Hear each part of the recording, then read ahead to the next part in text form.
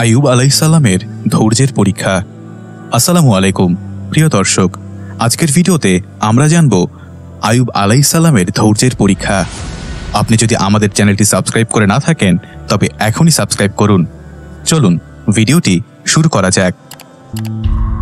ধৈর্যের মূর্ত প্রতীক ছিলেন আইয়ুব আলাইহিসসালাম। বছরের পর বছর শারীরিক ও আর্থিক কষ্টে ভুগেও মহান আল্লাহর প্রতি পরিপূর্ণ কৃতজ্ঞ ছিলেন তিনি। পবিত্র কোরআনে 4টি সূরার 8টি আয়াতে আইয়ুব আলাইহিসসালামের কথা এসেছে, যথা সূরা নিসা আয়াত 163, সূরা আনাম আয়াত 84, সূরা আম্বিয়া আয়াত 83-84 এবং সূরা সাদ আয়াত 41 থেকে 44। কোরআন থেকে শুধু এতটুকু জানা যায় যে তিনি কোনো দুরারোগ্য রোগে আক্রান্ত হয়ে সবর করে যান এবং অবশেষে আল্লাহর কাছে দোয়া করে রোগ থেকে মুক্তি পান। এই অসুস্থতার দিনগুলোতে তার সন্তান সন্ততি, বন্ধু বান্ধব সবাই উধাও হয়ে গিয়েছিল। এরপর আল্লাহ তাআলা তাকে সুস্থতা দান করেন। মহান আল্লাহ তাকে সন্তান ও সম্পদ দিয়েছিলেন। অসুস্থতার পাশাপাশি সেগুলোও ছিনিয়ে নেন। কিন্তু তার স্ত্রী ছিলেন অত্যন্ত স্বামীভক্ত। তিনি সারাক্ষণ তার সেবা করতেন। এমনকি এক পর্যায়ে পরিবারের খরচ মেটাতে তিনি অন্য মানুষের বাসায় কাজ করতেন। অন্যদিকে ধীরে ধীরে রোগ ব্যাধি, দুঃখ কষ্ট বাড়তে থাকে আইয়ুব আলাইহিসসালামের। বিপদ যত বাড়ে তিনি তত বেশি আল্লাহকে ডাকতে থাকেন।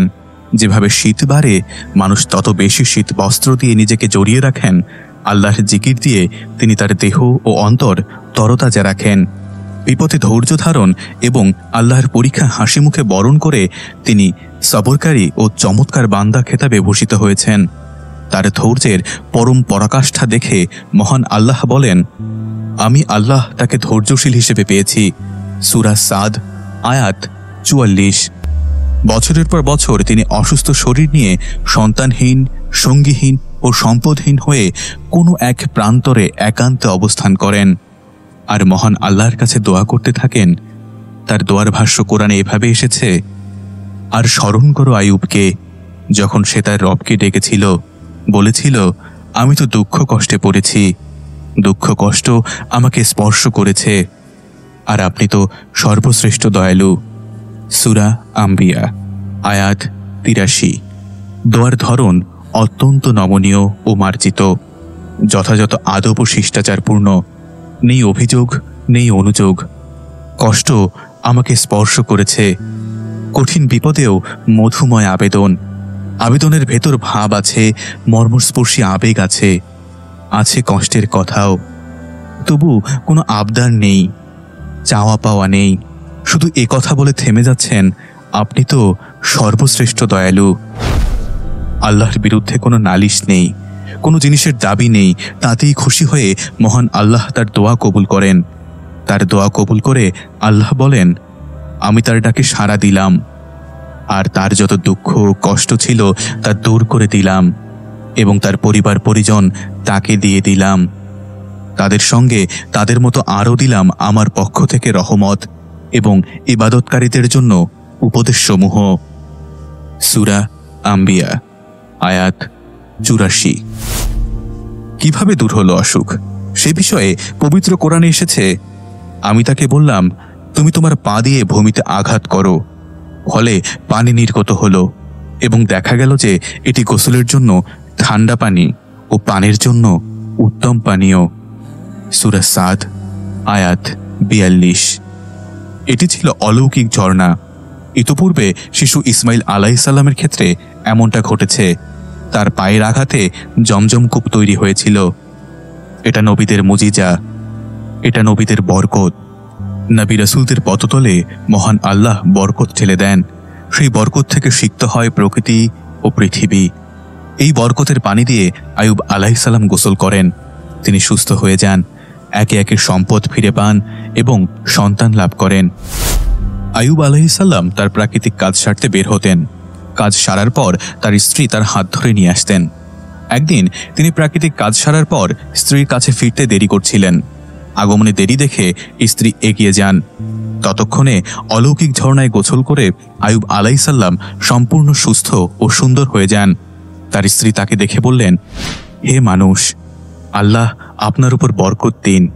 আপনি কি ওই অসুস্থ আল্লাহর নবীকে দেখেছেন? আল্লাহর শপথ, যখন তিনি সুস্থ ছিলেন তখন তিনি দেখতে আপনার মতো ছিলেন।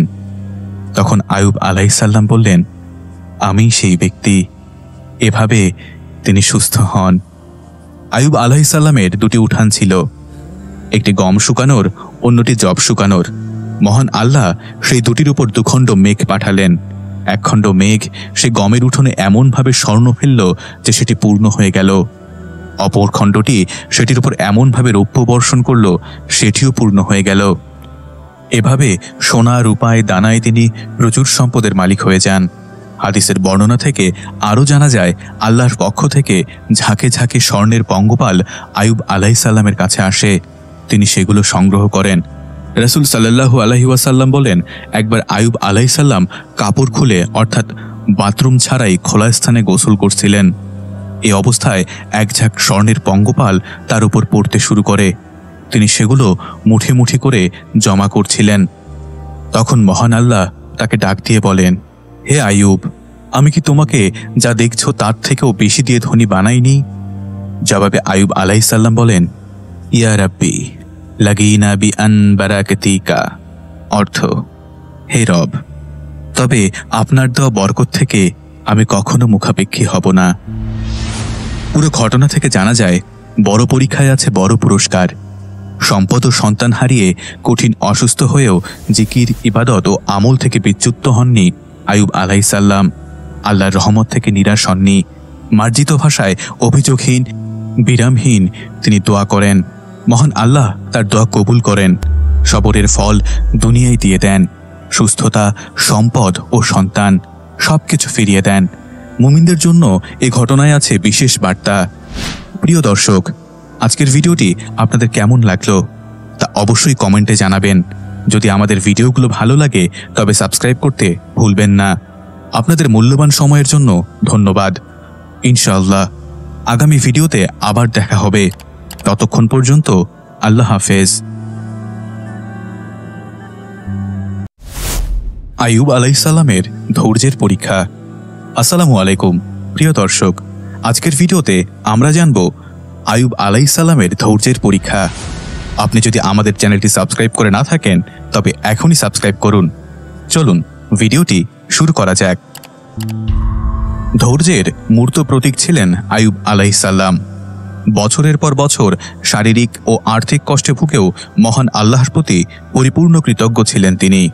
পবিত্র কোরআনে 4টি সূরার 8টি আয়াতে আয়ুব আলাইহিসসালামের কথা এসেছে, যথা সূরা নিসা আয়াত 163, সূরা আনাম আয়াত 84, সূরা আম্বিয়া আয়াত 83-84 এবং সূরা সাদ আয়াত 41 থেকে 44। কোরআন থেকে শুধু এতটুকু জানা যায় যে তিনি কোনো দুরারোগ্য রোগে আক্রান্ত হয়ে সবর করে যান এবং অবশেষে আল্লাহর কাছে দোয়া করে রোগ থেকে মুক্তি পান।